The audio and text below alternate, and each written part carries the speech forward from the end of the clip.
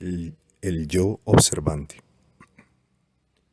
He escrito recientemente sobre los lados que en nosotros son oscuros, inconscientes o no reconocidos, lo cual da como resultado que vivimos siempre en las pequeñas partes de nosotros mismos, que no recordamos el resto de nosotros mismos en diferentes momentos, que hablamos de la necesidad de acrecentar la conciencia para que pueda abarcar todo el círculo de la vida humana. Por esta razón se dijo una vez en los comienzos de la enseñanza que es preciso conocer todos los yoes en nosotros, y se agregó que estábamos completamente equivocados y no podíamos crecer más debido a que éramos conscientes de un solo yo, al que tomábamos como nuestra conciencia, como nosotros mismos. Por lo tanto, no vemos contradicciones en nosotros mismos y vivimos, por así decirlo, siempre en un pequeñísimo lugar. A medida que aumenta la memoria de trabajo a través de la observación de sí, empezamos a desconfiar del yo particular en el que nos toca estar en un momento dado. Cuando digo que no confiamos en él, quiero decir que no creemos completamente en lo que está diciendo, en lo que está pensando, en lo que está sintiendo en ese momento mismo. Si no lo comprendemos, un yo cualquiera, que en ese momento ocupa el lugar principal en nosotros, un yo cualquiera al que tomamos como nosotros mismos en ese momento y que dice y hace y promete cosas por un breve instante, un momento después ya no sabremos nada de él. En otras palabras, es preciso ser mucho más conscientes de esta rotación de los yoes en nosotros, para que podamos recordar lo que un yo, lo que dijo un yo y también otro yo. De otro modo, no tenemos un ser definido, lo que significa que nuestro ser cambia constantemente al ser controlado por el yo temporario del momento.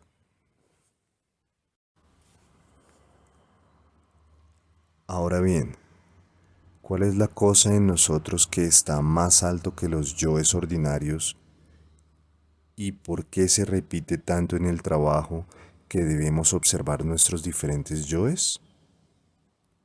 La respuesta es que tenemos en nosotros un yo observante, y si tan solo pudiéramos usarlo, como éste tiene una memoria propia por estar fuera de la maquinaria de los yoes giratorios y los observa, con desapego, forma su propia memoria de los diferentes yoes que ha observado y esta memoria es llamada memoria de trabajo. Es preciso comprender que cada yo que aparece mecánicamente y se hace cargo de nosotros por un momento, tiene su propia memoria, pero el yo observante tiene una calidad de memoria muy diferente. Ahora bien, deseo hablarles sobre la estrechez de miras. Solemos recordar vagamente que hemos actuado de cierta manera y en realidad hemos actuado de una manera muy diferente. Nos sentimos muchas veces incómodos y no me gusta el hombre o la mujer que no se siente un tanto incómodo en cuanto a sí mismo. Solo cuando se siente una vaga incomodidad en cuanto a las propias contradicciones y las cosas que sentimos son incompatibles para con otras cosas en uno mismo, se da uno cuenta que ya es capaz de observar, que se tiene cierta clase de vaga conciencia de lo que es la propia vida, pero que se está identificado con ella y que en consecuencia uno se juzga a sí mismo de acuerdo con la educación que ha recibido. Ahora bien, lo interesante acerca del yo observante, establecido por la influencia del trabajo y su aceptación y valoración, es que es algo que puede observar imparcialmente, esto es, sin identificarse. Observa impersonalmente, observa su personalidad impersonalmente y recuerda lo que ha observado imparcialmente, impersonalmente.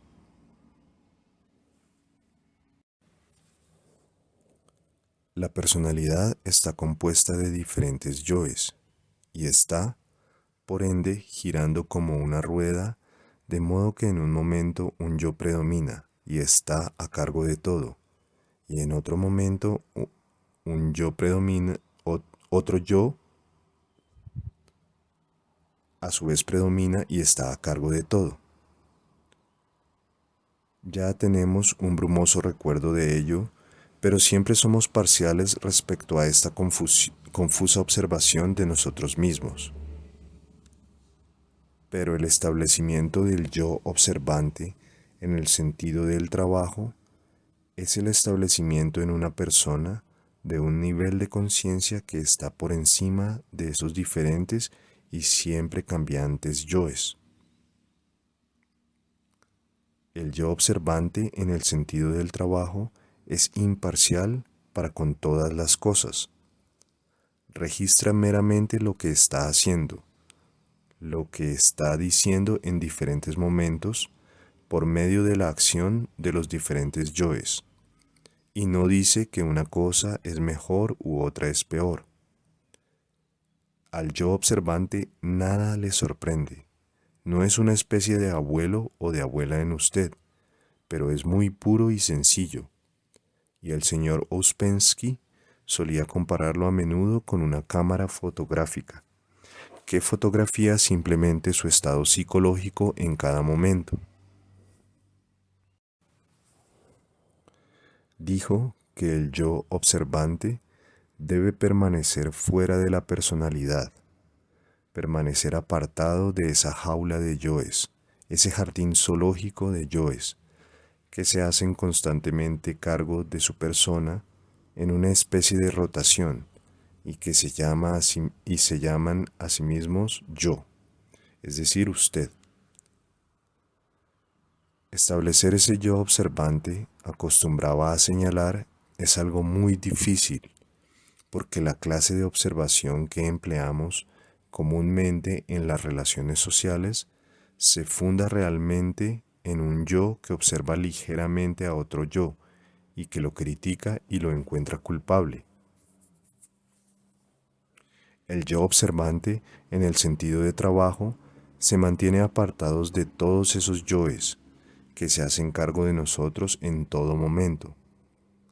Está ubicado, por lo tanto, en un nivel por encima de la personalidad y, como es sabido, este yo observante, sobre el cual hace tanto hincapié el trabajo y el cual dice constantemente que debe ser imparcial y carecer de virtudes morales adquiridas, es lo más importante que se debe establecer en nosotros mismos si queremos cambiar. Este yo observante al que se refiere el trabajo está bajo la influencia del trabajo mismo, es decir, se pone más tarde bajo la influencia del trabajo. Pero nuestra primera tarea finca en establecer una observación impersonal e imparcial de nosotros mismos. ¿Qué significa imparcial? Significa que si se observa algo en uno mismo, no se lo critica hallándolo bueno o malo. Ve simplemente que usted, es decir, la máquina de usted, los yoes adquiridos en usted, están haciendo esto o aquello en este particular momento.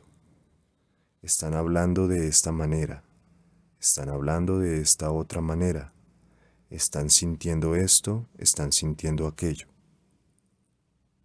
No hay un solo yo en su personalidad que pueda incluir a toda su persona en su conciencia, pero el verdadero yo observante incluirá eventualmente toda su vida.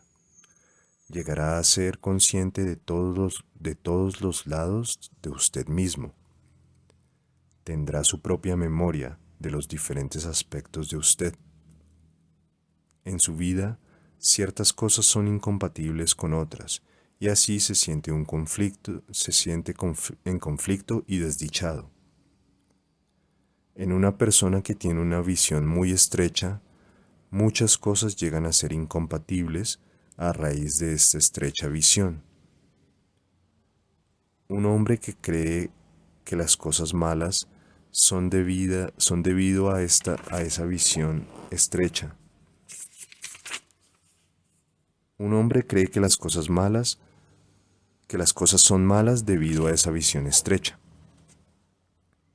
Ahora bien, supongamos que un hombre llegue a ser más tolerante.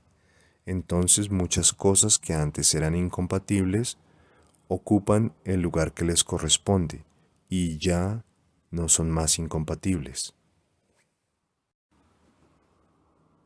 Mas para el yo observante, nada es incompatible, porque nada es criticado. De modo que diremos que el yo observante es muy tolerante. Como es sabido, muchas gentes están seguras de poseer cosas que no poseen en absoluto. Me imagino que todos ustedes se creen muy tolerantes, y siempre me disgusta oír decir que voy a conocer una persona que es muy tolerante. Les recuerdo que esta no es la clase de descripción que hay que dar de una persona que desea ingresar en este trabajo. Su así llamada persona tolerante, usted mismo, es una persona de miras extremadamente estrechas. ¿Qué significa tolerante? No es una expresión de trabajo. ¿Cree usted que el yo observante, una vez establecido, que observa y registra cada lado de sí mismo, es tolerante? Sí, desde luego lo es, a no ser que se ponga en relación con el verdadero yo observante, que es tan imparcial que no podrá moverse de donde está porque será arrasado por la rueda giratoria de los diferentes y contradictorios yoes que intentan vanamente y con una especie de confusa conciencia reconciliar los unos con los otros. Ha de aceptar su vida entera, todo el lado que en este momento es oscuro para usted, todo el lado del cual no tiene conciencia. En este instante, las miras muy estrechas, que por supuesto todos negamos tener, de resultas a su pequeño ser, su pequeño y tedioso ser, que siempre querella, pone objeciones y halla defectos en todo momento. Ahora bien, la única cura para este orden de cosas es ampliar el ser, y esto significa llegar a ser más consciente de todo el ser, de todos aquellos yoes que están en usted, y ser capaz de aceptar las contradicciones de todos ellos. Todo ello es posible por la creación del imparcial y sincero yo observante. A través de su memoria, a través de un correcto y vínculo con él, verá cómo toda la imagen de sí mismo empieza a cambiar, toda la idea de sí mismo, porque ha de recordar que cuando muere, toda su vida se le aparece con todas sus contradicciones, porque es usted mismo. Se suele decir que la gente ve toda su vida en el momento en que se está ahogando, y esto no es una tontería. Pero lo que tenemos que hacer es intentar ver todo lo que hay en torno de nosotros mismos en esta vida antes de morir. Entonces en verdad ya no tendremos más la misma opinión de nosotros mismos, los mismos prejuicios, los mismos topes. Pero esta es la tarea del yo observante. Esto es lo que el yo observante debe realizar poco a poco en nosotros mismos. Cuando no se tiene yo observante, cuando se carece del poder de separarse de lo que la vida ha hecho de uno, cuando uno se da por supuesto, entonces es preciso recordar que el saldo que está a nuestro favor en el banco es muy pequeño y es muy fácil de agotar. Ahora bien, ¿qué significa en resumidas cuentas tener un saldo muy pequeño en el banco? Desde luego, no tiene nada que ver con el dinero o con el banco literal. Se refiere a nuestra capacidad de soportar las cosas sin llegar a identificarnos. Supongamos que tiene una excelente opinión de sí mismo, entonces su saldo en el banco no tarda en agotarse. Trataré de explicarlo a algunas personas que no pueden comprender las ideas psicológicas, el significado psicológico de alguna cosa. Si tiene una muy buena opinión de sí mismo, se ofenderá fácilmente, se irritará fácilmente, se sentirá fácilmente trastornado, por lo tanto el saldo a su favor en el banco no tardará en desaparecer. Esto es, no tardará en sentirse negativo, en sentirse ofendido. Ahora bien, no hay que depositar un tesoro en cualquier banco mecánico. Nos dijeron de depositar nuestro tesoro en los cielos, esto es, en un nivel superior. Si está insoportablemente lleno de su propia excelencia y méritos, ¿acaso deposita usted sus tesoros en los cielos? No. Es usted simplemente una persona a quien será muy fácil ofender, insultar, que no tardará en verse sin fondos en su banco. Es preciso reconocer y aceptar todos los lados de nosotros mismos, porque sólo a través del reconocimiento, de la aceptación, de la conciencia de todos los lados de nosotros mismos, es posible el progreso. Esto es exactamente lo que amplía nuestro ser. Bajo la influencia de la memoria del yo observante, bajo la influencia de esta imparcial observación de sí, nos sentimos liberados de toda clase de ideas fantasiosas de nosotros mismos. Empezamos a vernos librados de toda clase de virtudes y méritos que no poseemos en absoluto. Entonces nos convertimos de verdad en niñitos. Comprendemos en verdad lo que significan las palabras iniciales del Sermón de la Montaña. Dejarnos en verdad de sentirnos grandes, de inflarnos, con algún pequeño orgullo o vanidad. Logramos un sentido enteramente nuevo de nosotros mismos, un sentimiento enteramente nuevo, pensamientos enteramente nuevos. Dejamos de ser la persona que habíamos imaginado ser en toda nuestra vida. Para lograrlo es preciso tener una nueva clase de conocimiento de sí. Todos sus fundamentos se vuelven diferentes. A través de la influencia del yo observante, será rescatado de muchos peligros. ¿Cuál es el mayor peligro a medida que envejecemos? El mayor peligro es cristalizar en la idea que tenemos de nosotros mismos. Al cabo de un tiempo, las cosas llegan a fijarse en nosotros. Empezamos a creer en nuestra imaginación de nosotros mismos, en la clase de personas que somos. ¿Qué criaturas más buenas y generosas somos?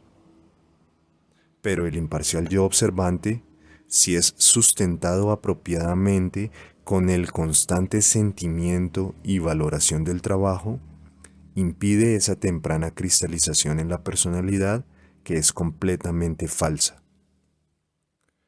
Si prestamos valor al trabajo, entonces podremos valorar lo que el yo observante advierte en nosotros.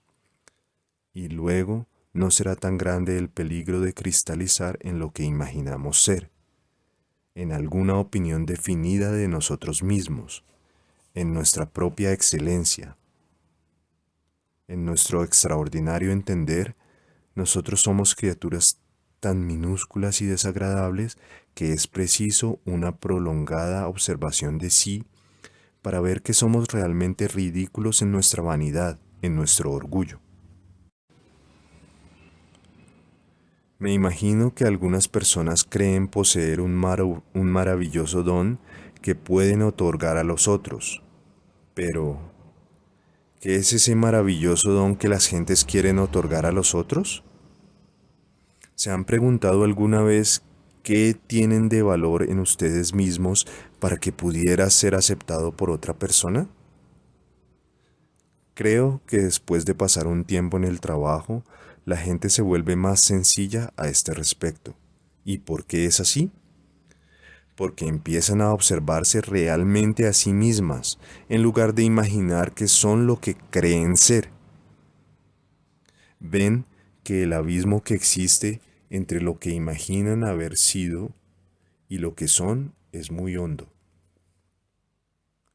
Cuando esto sucede por medio de la constante e imparcial influencia del yo observante, toda la relación que se tiene consigo mismo empieza a cambiar.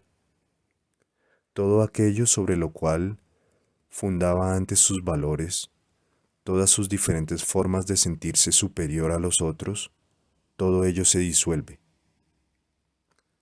Ya no se sustenta más sobre la falsa personalidad, que es su enemiga más poderosa y está compuesta enteramente de imaginación.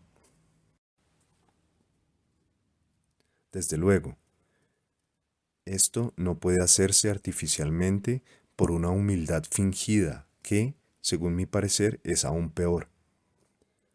Se puede andar por la vida con los ojos bajos, mientras que interiormente se está lleno de silbantes serpientes.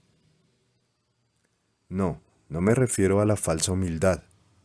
A lo que me refiero es a aquello que se refiere el trabajo, a saber, que si el yo observante es creado en usted y usted se observa realmente a sí mismo, cómo habla y cómo siente y cómo piensa, y lo contradictorio que todo ello es, tendrá una bella experiencia, porque ya no tendrá que mantener más la persona inventada, de quien es esclavo.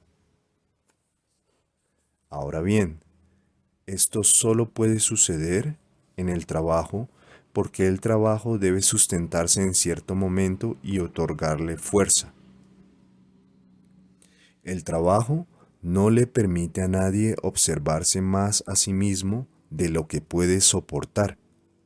Tenga la seguridad de que en la atmósfera del trabajo nadie sufrirá equivocadamente. Muchos son aquellos que aún no se han observado a sí mismos, y ello se debe a que no pueden hacerlo. No pueden ir más allá de su idea de sí mismos, o más bien, no pueden librarse de la imaginación de sí mismos. Sienten instantáneamente que no son buenos para nada, que no tienen importancia, se ahogan. Y sin embargo, es preciso que les recuerde otra vez que nos dijeron cuando fuimos al Instituto de Francia. La personalidad no tiene derecho a existir aquí. Y también les recordaré, al fin de este comentario, que a no ser que un hombre se dé cuenta de su propia nadidad, no puede ir a ninguna parte.